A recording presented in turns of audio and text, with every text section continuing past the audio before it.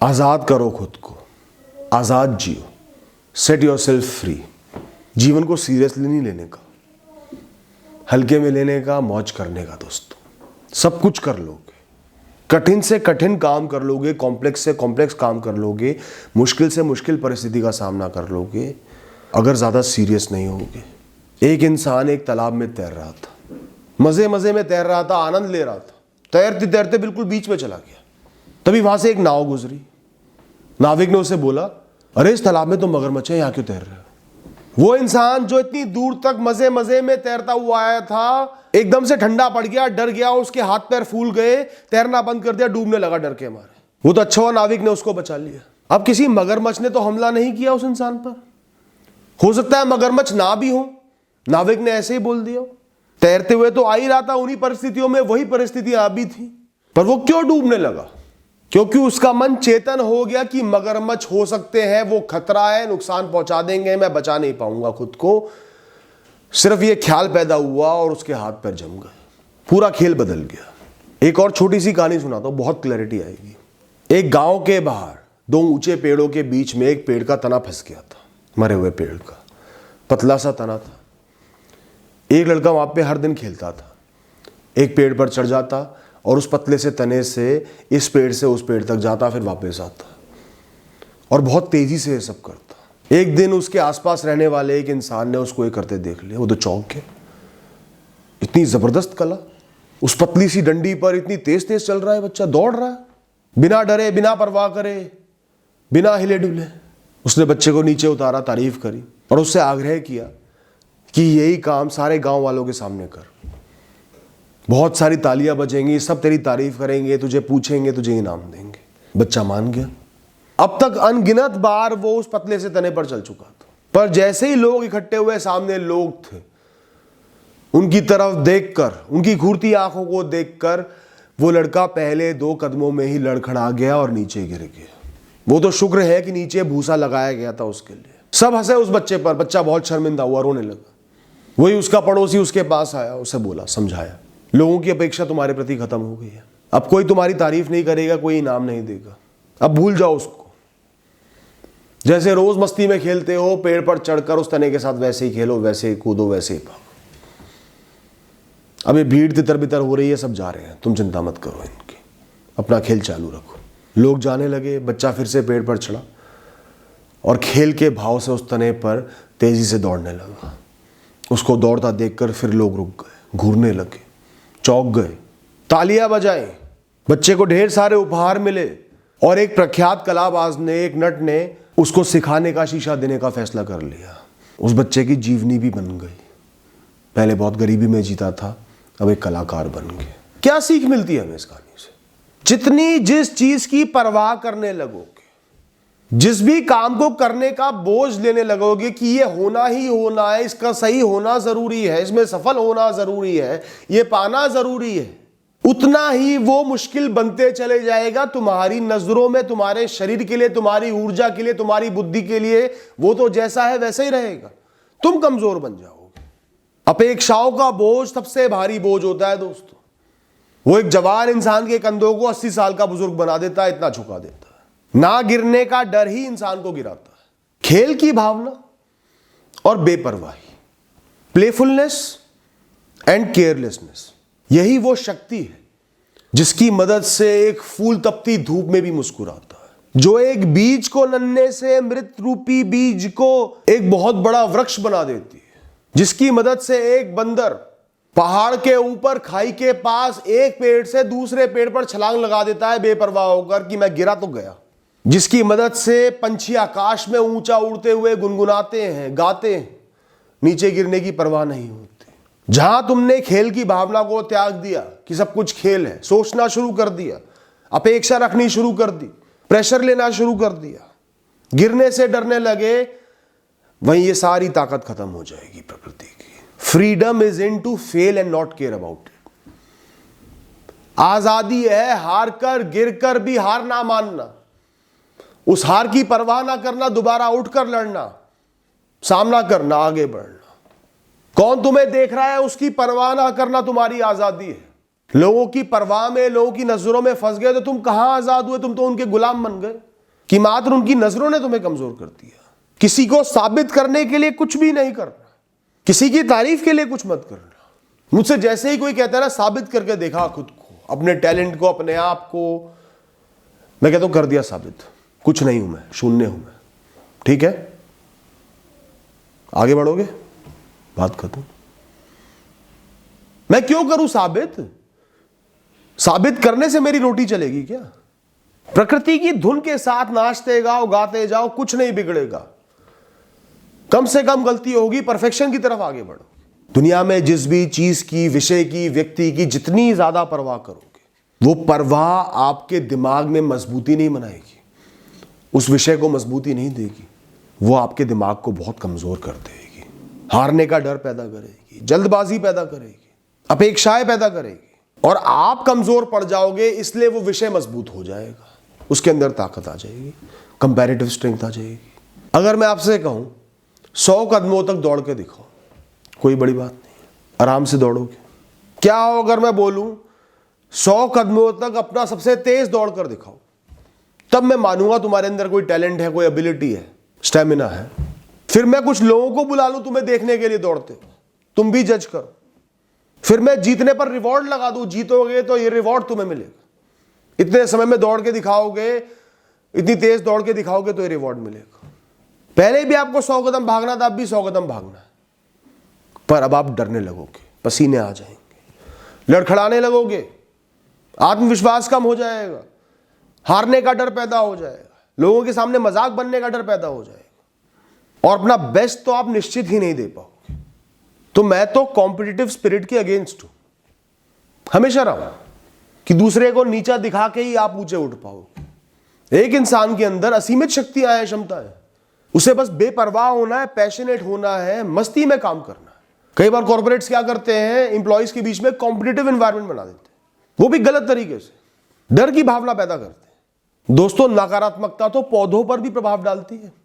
इतने एक्सपेरिमेंट हुए हैं, एक पौधे के सामने गलत बातें बोली गई, नेगेटिविटी बोली गई, चिल्लाया गया, एक पौधे के सामने अच्छे गाने बजाए गए, अच्छी धुनें बजाई गई, तो जिसको अच्छा मिला वो जल्दी होगा, प्रॉस्पर हुआ, जिसको बुरा मिला वो सड़ गया। तो आप लोगों को डराकर कभी काम नहीं निकाल सकते। जब मैं S&P में था, मल्टीनेशनल कंपनी है, इनिशियली हमारी ट्रेनिंग हुई। सबसे पहले वहाँ ट्रेनिंग होती है 1 महीने की, बजाय सिखाने के एक पढ़े लिखे इंसान को, MBA करे हुए इंसान को, जो पहले ही 4 इंटरव्यू, कई पेपर क्लियर करके यहाँ पे पहुँचा है, उसको बजाय समझाने के, क्लैरिटी लाने के, हर दिन टेस्ट होते और हफ्ते के भी टेस्ट होते, जैसे बच्चों के होते, पास, फेल, कम नंबर, ज्यादा नंबर। एक घबराहट पैदा कर दी सबके अंदर। और आप आश्चर्यचकित रह जाओगे जानकर कि जो भी ट्रेनीज उन टेस्ट में सबसे ज्यादा फेल हुए, सबसे कम अंक आए, नजरें झुकानी पड़ी, प्रोडक्शन में जाकर सबसे बेस्ट परफॉर्मर वो थे, सबसे ज्यादा अच्छे स्टैट्स उनके थे। और जो उन टेस्ट में उत्तीर्ण हुए, वो सब प्रोडक्शन में जाके सबसे लोएस्ट परफॉर्मर थे। और इसका कारण क्या है? जिसके अंदर सीखने की ज्यादा भूख होती है, जो गहराई से समझना चाहता है, वो कभी किसी चीज पर फिक्स नहीं रहता कि 4 चीजें सिखाई वही सीख के काम कर लिया। उसके अंदर बहुत सारे प्रश्न होंगे, वो गहराई से जाएगा, वो समय लेगा, वो आधे घंटे में एक टेस्ट कंप्लीट नहीं करेगा, वो विचार करेगा, सोचेगा, दिमाग लगाएगा, जिस चीज की जरूरत एक्चुअल प्रोडक्शन में होती है। और जो सिर्फ रट के एक लिमिटेड बात को समझ के उसी लिमिट में रहकर उस पेपर को सॉल्व करके उत्तीर्ण हो जाएगा, वो एक्चुअल लाइफ में, प्रैक्टिकल लाइफ में गहराई में उतर ही नहीं पाएगा। जो कम प्रश्न पूछेगा उसको कम ज्ञान मिलेगा। आपका जो भी कर्म है, टास्क है, जिम्मेदारी है, धर्म है, उसको इस दुनिया से, इस जहान से, हर परिस्थिति से, हर इंसान से अलग देखो। आप, आपकी ऊर्जा और आपका ये कर्म, बस that's the best you can do. खेल है, कहीं भी खेल रहे हो, घर के चौक में, छोटे से मैदान में या स्टेडियम में खेल रहे हो, खेल है, आप खिलाड़ी हो, आपको खेलना है और आपको खेलने में आनंद आता है, बस इतना ही सोचना है।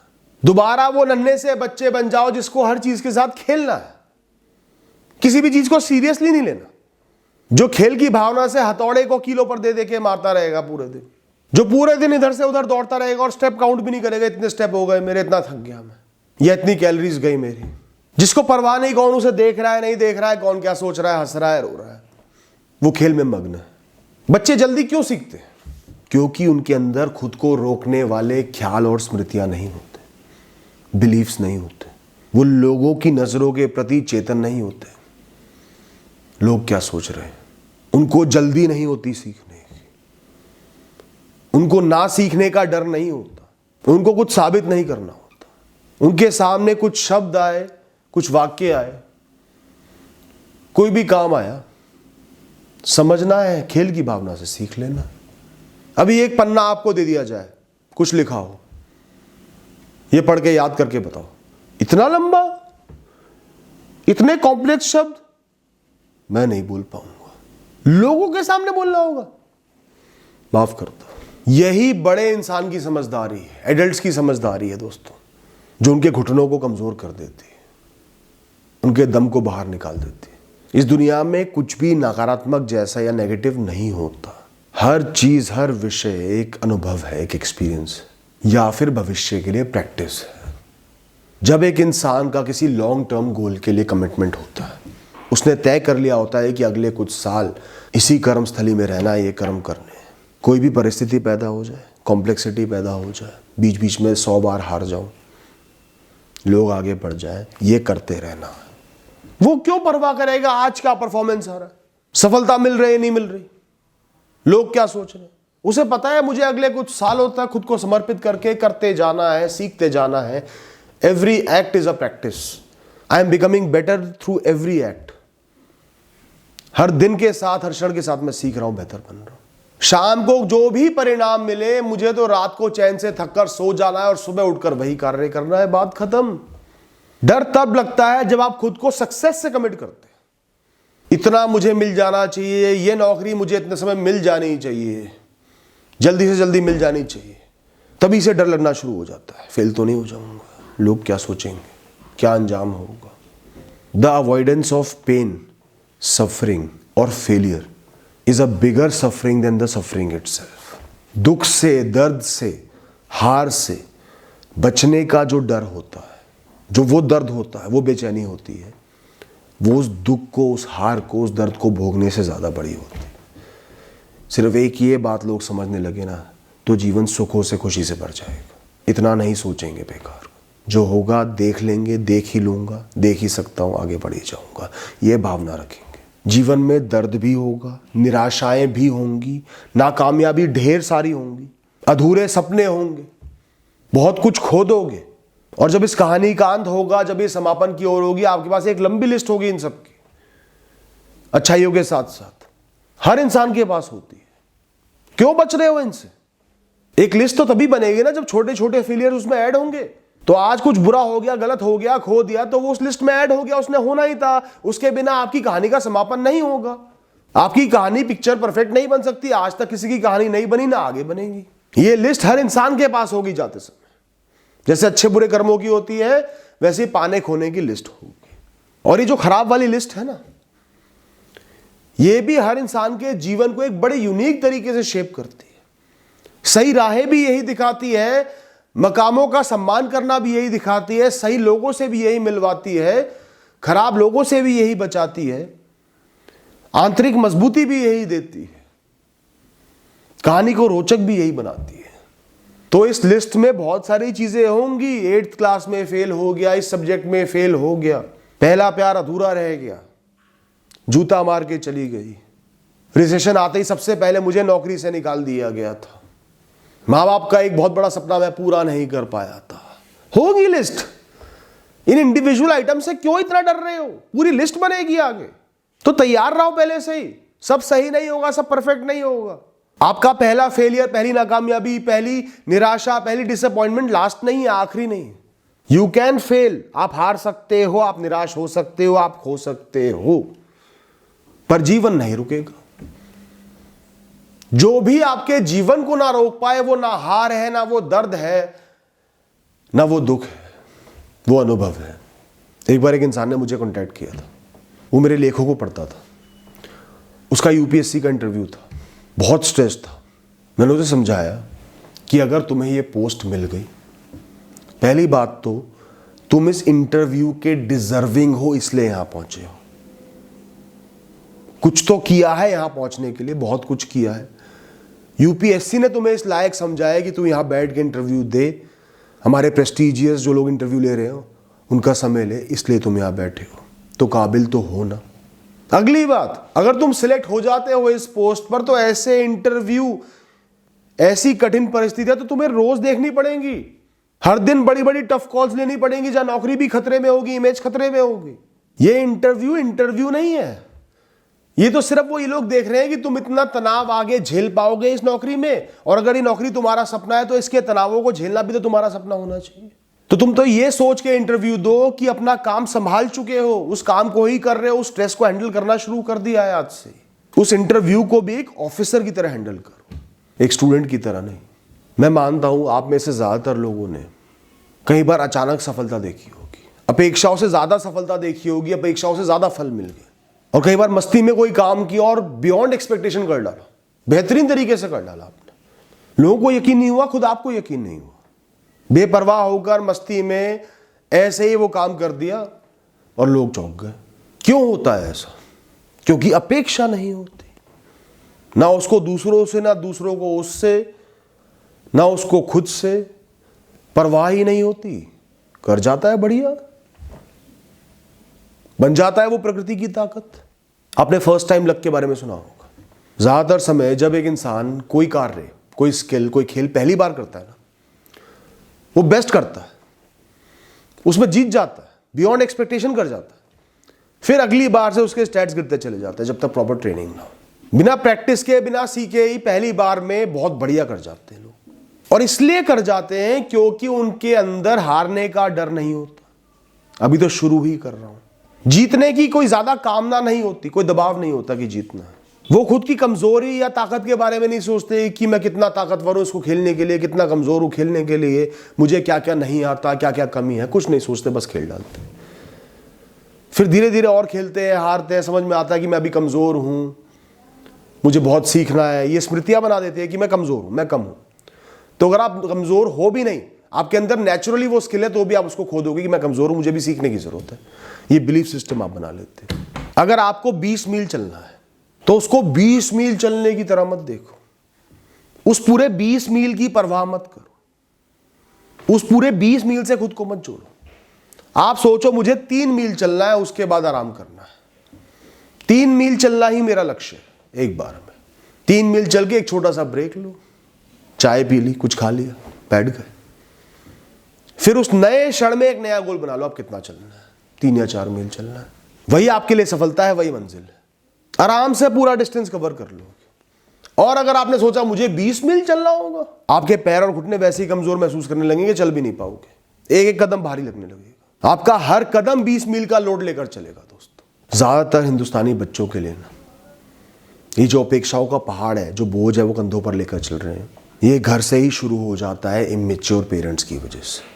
जिन पेरेंट्स के अंदर खुद मैच्योरिटी नहीं आती, पर वो माता पिता बन जाते हैं, वही अपेक्षाओं का बोझ बच्चों पर लाद देते हैं, उनके नन्हे नन्हे कंधों पर लाद देते हैं। हर बच्चे के साथ अपने बच्चे को तोलना, जो खुद सपने पूरे नहीं कर पाया अब वो ये पूरा करके दिखाएगा, उन सपनों को उस बच्चे पर थोप देना, बिना जाने कि वो क्या चाहता है। मैंने कई बहुत इंटेलिजेंट, बहुत ब्राइट माइंड्स को इन अपेक्षाओं के तले बर्बाद होते देखा है। दोस्तों, मेरे पास बहुत से लोग ऐसे आते हैं जो बहुत डिप्रेस्ड होते हैं कि जो उनके माता पिता उनसे चाहते थे, वो अपने माता पिता के सपनों को पूरा नहीं कर पाए, माता पिता को खुद पर प्राउड महसूस नहीं कर पाए, जबकि उनको बहुत प्रेम करते हैं, सेवा का भाव भी है, पर डिप्रेस इसलिए है क्योंकि उनको प्राउड नहीं कर पाए। मैं उन्हें एक ही बात कहता हूं, अपने पेरेंट्स को प्राउड करना आपके जीवन का मकसद नहीं है। आपके पेरेंट्स की, आपके माता पिता की खुशी आपके उनका नाम ऊंचा करने पर नहीं टिकी हुई है, उनका अपना एक जीवन है। आपकी जिम्मेदारी नहीं है कि अपने जीवन को त्याग कर, अपने गोल्स को, अपने पैशन को त्याग कर, अपनी खुशियों को त्याग कर माँ बाप के सपने पूरे करने के लिए जीवन को कुर्बान कर दो। आपका हर गोल, आपका हर मकसद, आपका हर कार्य पेरेंट्स को प्राउड कराने के लिए नहीं हो सकता, नहीं होना चाहिए। वो आपकी अपनी कहानी बनाने के लिए होना चाहिए, एक यूनिक, एक अलग कहानी, आपके हिसाब की कहानी बनाने के लिए। आपकी छोटी छोटी इच्छाएं उसमें शामिल हो, छोटे छोटे सुख शामिल हो। माता पिता के साथ हमेशा खड़े रहो, बहुत प्रेम करो, बहुत सम्मान करो, कभी बीमारी में, बुढ़ापे में वो अकेले खड़े ना, पर उनकी अपेक्षाओं, उनके सपनों का बोझ अपने कंधों पर लाद के खुद को कमजोर मत करो, झुकाओ मत। यही सही धर्म है दोस्तों। मुक्त रहो, आजाद जियो दोस्तों। अब मैं मानता हूं कि जो मैं बात आपको समझा रहा हूं आप वो नहीं कर पा रहे, मेरी बात आप मानने को मना कर रहे हो कि भैया मैं तो आपकी बात नहीं मानूंगा, नहीं मान सकता, मैं प्रयास करके भी नहीं मान सकता। कोई बात नहीं, आप दुनिया भर की अपेक्षाएं लेकर, हार से डर का बोझ लेकर, लोग क्या सोच रहे हैं वो बोझ लेकर, सारे बोझ लेकर भी सफल हो सकते हो।